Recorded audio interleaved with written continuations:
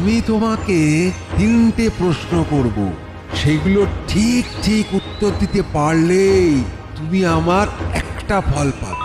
একটা ফল? বেশ, তাই দিয়েই রাজকুমারী সুস্থ হয়ে উঠবে। করো তোমার প্রশ্ন। সাগরেতে জন্ম যার লোকালয় বাস, মায়ে ছুলে পুত্র মরে, একই সর্বনাশ। সাগরেতে জন্ম? না, এর উত্তর আমি জানি না। ঠিক আছে ঠিক আছে, পরেরটা বলো দেখি।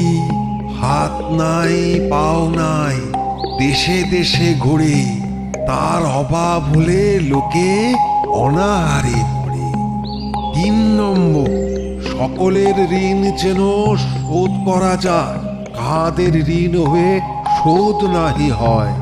মাতা পিতা বাদ দিলে কে আছে এমন, ভেবে চিনতে বলে ফেলো কোন কোন জন।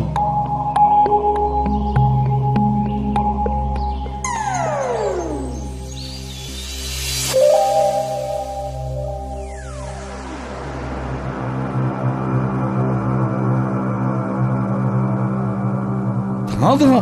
সে কি? তা বলো দেখি কি কি ধাঁধা? মায়ে ছুলে পুত্র মরে, একই সর্বনাশ, আর অভাব হলে লোকে অনাহারে মরে। না, এর উত্তর আমি জানি না। মাতা পিতা বাদ দিলে কে আছে এমন, ভেবে চিনতে বলে ফেলো কোন কোন জন। কই হে, কেউ বলো ধাঁধার উত্তর। সব এক একটা অকম্মা ঢেঁকি জুটেছে, সব কটাকে তাড়াবো, সব কটাকে।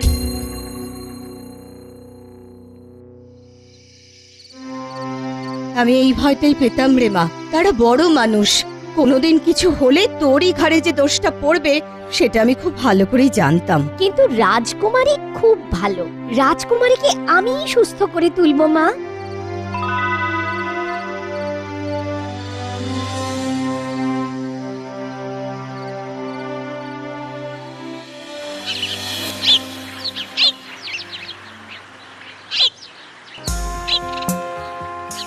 ওরে বাবা, আমা আমা